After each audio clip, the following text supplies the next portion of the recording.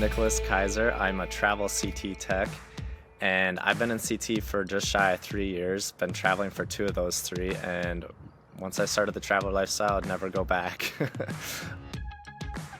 So I actually attended this year's TravCon, or last year's, I guess. I was looking for a new company. I wasn't really happy who I was working for, and so I narrowed it down to a few different companies. Atlas was one of them. And it's actually super funny because I signed up to do the golf tournament, and the allied recruiter, Dan, he was supposed to be my golf partner, and I'm an allied, I'm a CT tech, so he did not show up. So I was it was kind of funny, but so then when I saw him later, I had to give him a hard time about it, and then I finally chatted with him, and he's the one that actually introduced me to Berkeley. I didn't meet her in person, but she called me on the phone, and obviously after TravCon, you're like super overwhelmed with all the phone calls, and she really stood out, honestly. Like I think we talked for like 45 minutes just about like life and just, you know, getting a feel for if we'd be a good fit, and I'm glad we did that because I had a good feeling about her, and I haven't looked back since. I mean, she's always had my back, so that's how I met her. I mean, wasn't in person, but hopefully one day, I guess. So what really stood out to me about Atlas, I'm gonna go back to TravCon.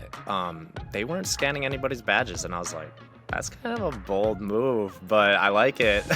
Because, like, honestly, I got spammed with like probably 20 to 30 different companies, and I'm like, I don't even remember your company name. Like, you did not make an impression on me, no offense.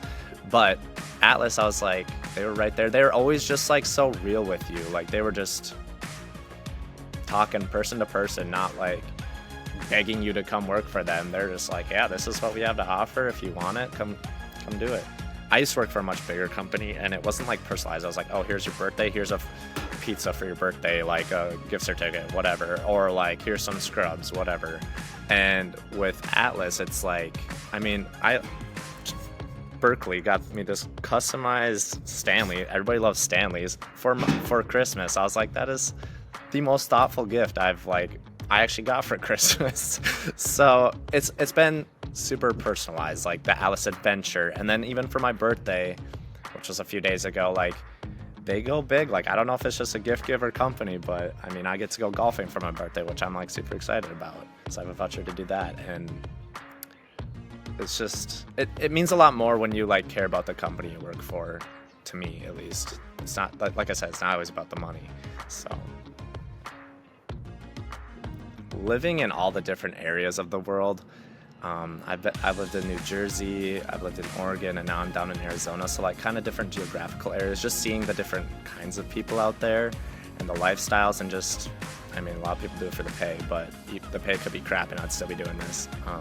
It's an opportunity that like not a lot of people are able to have with their careers. So that's the coolest part about it. With every pro, there does come cons. I'd definitely say the biggest con is you're filling a hole in a schedule. So at least for me, I've worked a lot of weekends.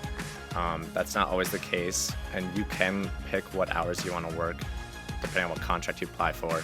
Another con, I'd say, it's just me out here. Like, if you struggle being alone, that could take a toll on you. When I first started traveling, it was super hard, but now the more time I've adjusted to the lifestyle, I actually love spending time with myself and being alone, so I wouldn't trade it for anything. Like, you meet a lot of cool people. You just have to put yourself out there a lot more than the everyday life.